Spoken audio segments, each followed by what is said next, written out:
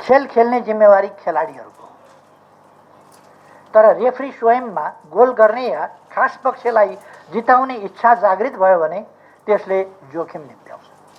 करेसाबारीको झगडा हो यो। नेकपा एमालेका 26 जनाले राष्ट्रपति कहाँ विद्रोही भन्दै, विद्रोही के को विद्रोही हुन्छ? विद्रोही भनेको न्यायका निम्ति लड्ने शब्द हो, विद्रोही होइन। अनुशासन है, नराजक ढङ्गले आफ्नो खुट्टामा पास दिनुपर्ने खेलाडीले विरोधीका खुट्टामा पास दिन्छ। आफू गोलरक्षक हुनुपर्ने ठाउँमा पोस्ट खाली गरिदिन्छ। पोस्टमा कोही बस्यो भने त्यसलाई लखेट्न खोज्छ। अदालतको फैसला अनुचित छ, हाम्रा विरुद्ध छ।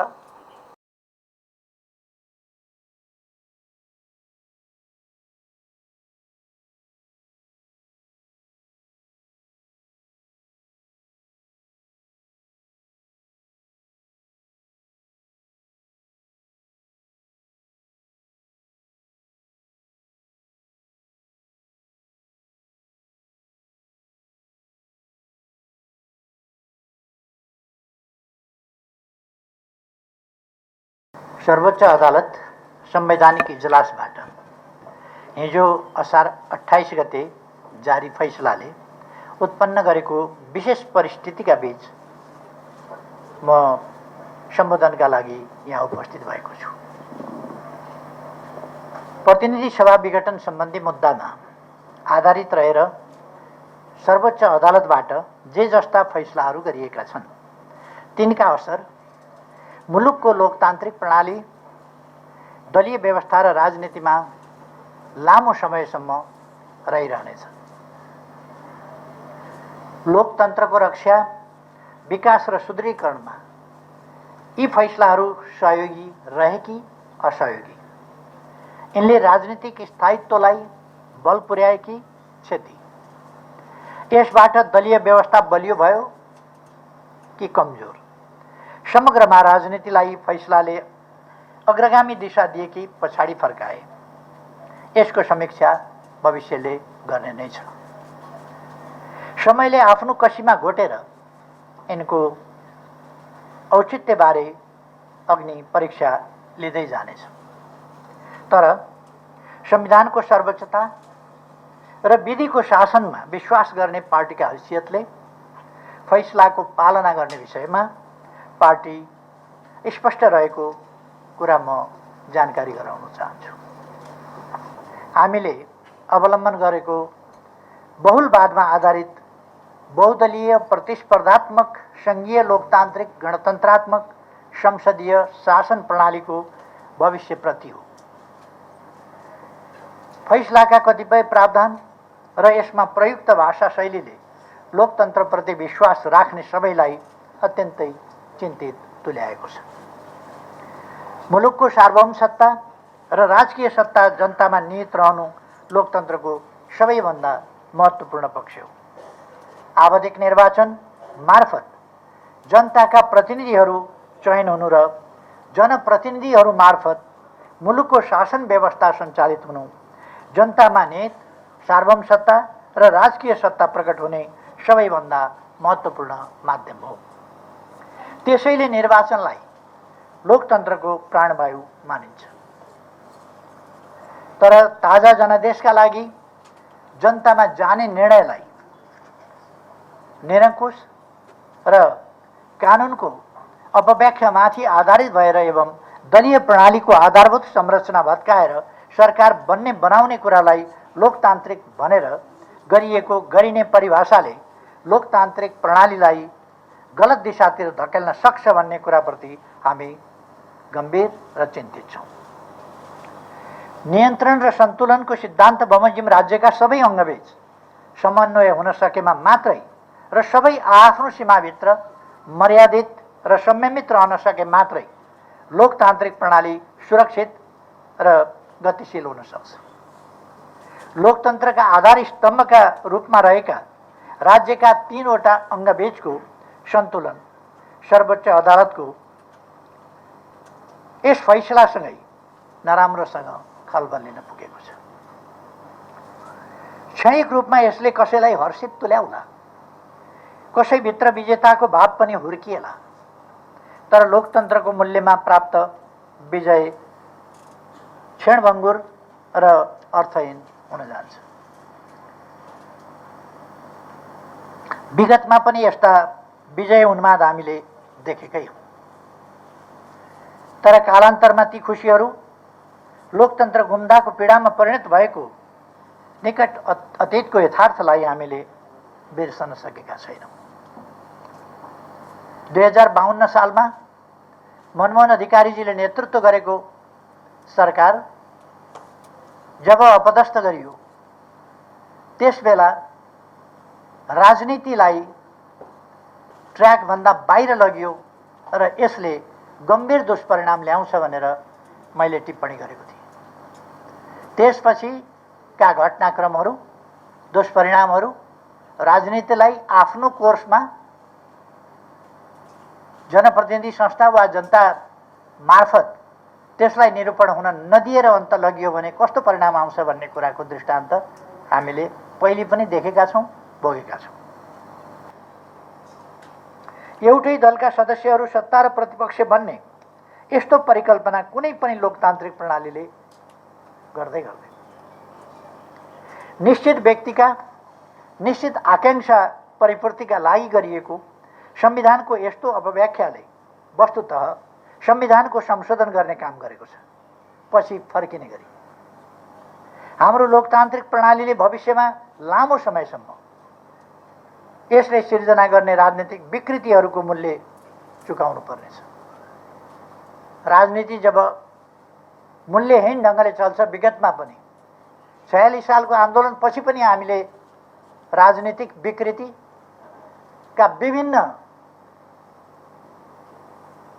स्वरूपहरू देखेका छौँ, जुन कुराको पुनरावृत्ति नहोस् भन्ने हामी चाहन्छौँ।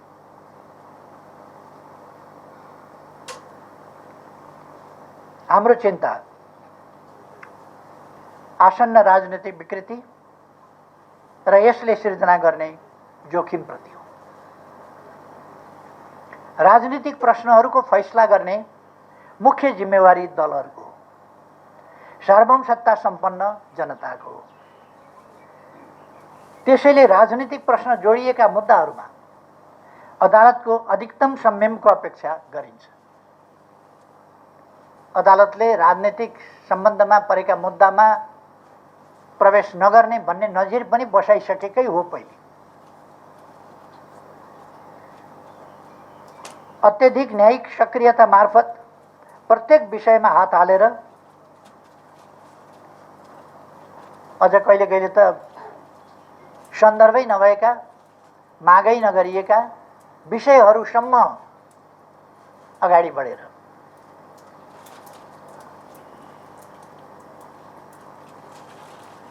अत्यधिक न्यायिक सक्रियता मार्फत प्रत्येक विषयमा हात हालेर त्यसरी न त गन्तव्यमा पुग्न सकिन्छ, न त्यति ठुलो भारी बोक्ने सामर्थ्य यस्तो निकायमा हुन नै सक्छ। खेल खेल्ने जिम्मेवारी खेलाडीहरूको, तर रेफ्री स्वयंमा गोल गर्ने या खास पक्षलाई जिताउने इच्छा जागृत भयो भने त्यसले जोखिम निम्त्याउँछ। अझ सन्दर्भ नै नउठेका या वादी पक्षले मागदाबी नै नगरेका विषयमा पनि, त्यस्ता विषयमा समेत फैसला दिँदा जटिलता मात्रै बढाउँछ। अहिले संवैधानिक नैतिकताको विषय पनि उठाइएको छ। मैले लोकतन्त्रका निम्ति सम्पूर्ण जीवन समर्पित गरेको छु। लोकतन्त्र मेरा निम्ति जीविका होइन, जीवन हो। हाम्रो चिन्ता राज्यका अङ्गहरूको निष्पक्षता, पवित्रता र स्वच्छतामाथि हो। खास प्रश्नमा दोहोरो मापदण्ड अपनाउन पुग्यो। खास फैसलाका बारेमा खास पक्षले हप्तौं अगाडि जानकारी पाउने अवस्था सिर्जना भयो र गरिएका निर्णयहरूको निष्पक्षतामाथि प्रश्न उठ्ने स्थिति बन्यो भने यस्ता संस्थाहरूप्रति जनताको विश्वास ह्रास हुने वा गुम्ने परिस्थिति सिर्जना हुन सक्छ, जुन बहुतै चिन्ताको विषय हो। र हामीले गरिरहेको चिन्ता पनि यही संस्थाहरूको विश्वसनीयतामाथि हो। राज्यका विभिन्न अङ्गहरू, निकायहरू, संस्थाहरूमाथि जनताको विश्वास उठ्यो भने त्यसले जनतामा नैराश्यता पैदा गर्दछ। अदालतको फैसलाका कारण म सरकारबाट बाहिरिनु पर्यो भनेर मैले यी प्रश्नहरू उठाएको होइन। सरकारबाट त म आजभन्दा 5 वर्ष अगाडि पनि यस्तै मध्य बर्खामा बाहिरिएको हो। त्यति बेला परिवेश भिन्न थियो। मैले त्यति बेला पनि भनेको थिएँ, कहिलेकाहीँ जनताको अपेक्षा र संसदीय अङ्कगणितका बीचमा विरोधाभास उत्पन्न हुन्छ। विरोधाभास त्यहाँ मात्रै उत्पन्न हुने रहन्छ। जनताको आकांक्षा र अरू विभिन्न प्रकारका आकांक्षाहरूका बीचमा पनि विरोधाभास पैदा हुने रहेछ।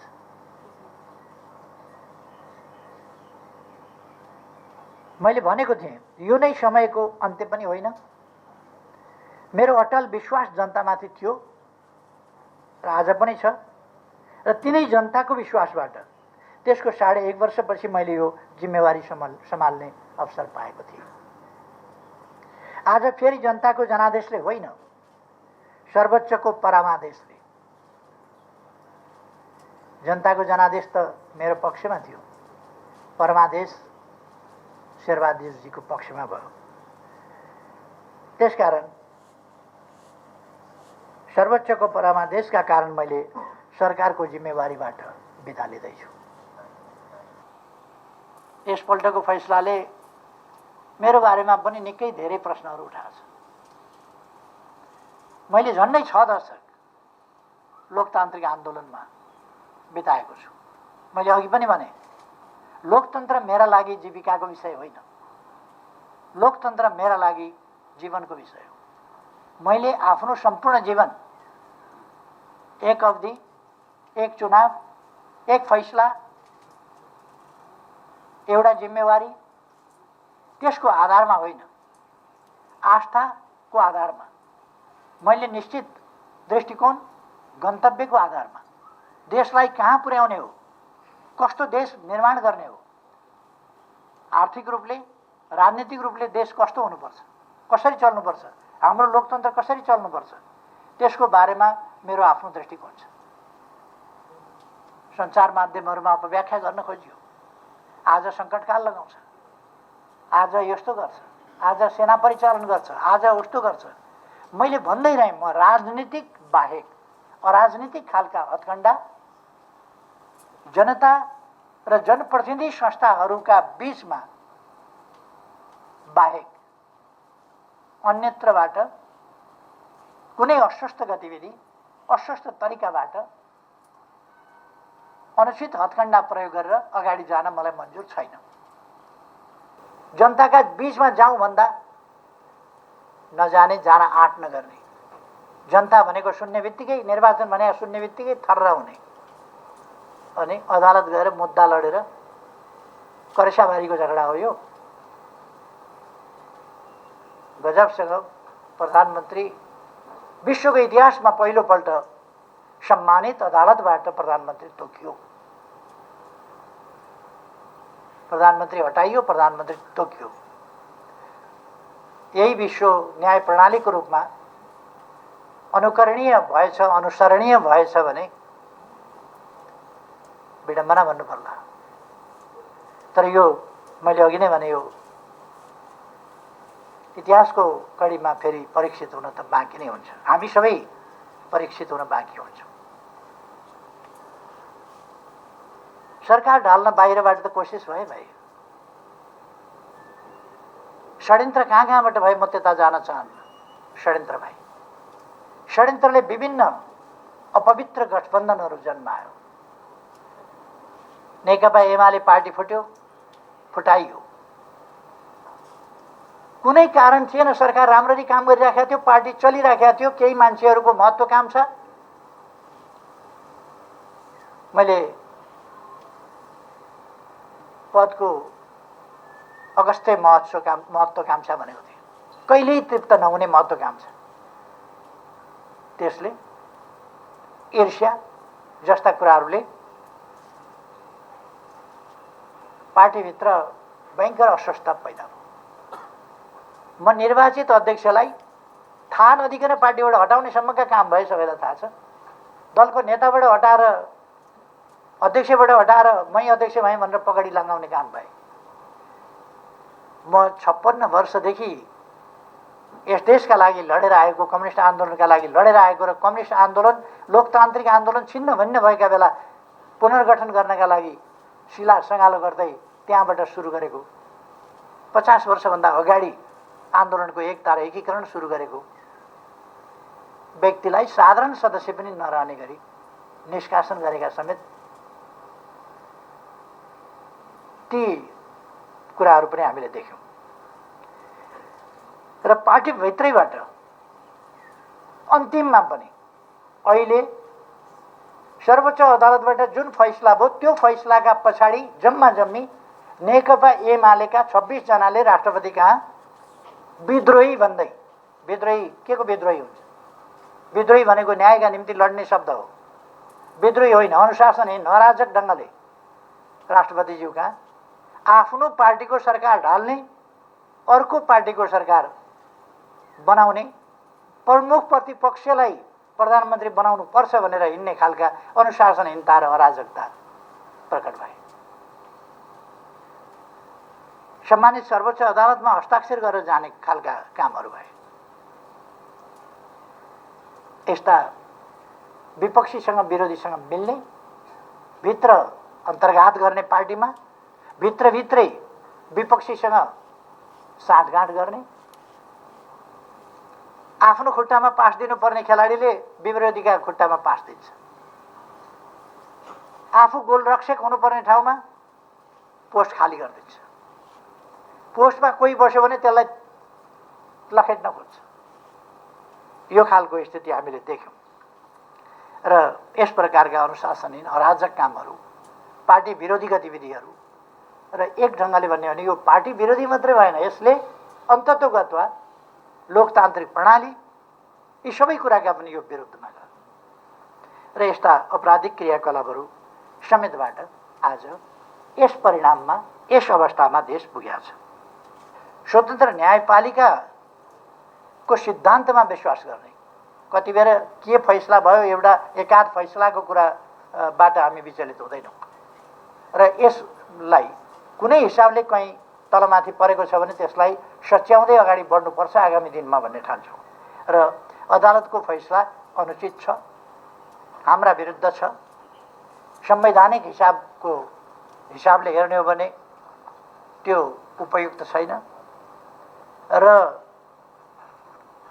जे भए पनि अदालतको फैसलालाई मानेर त्यसलाई कार्यान्वयन गरेर हामी अगाडि बढ्छौँ।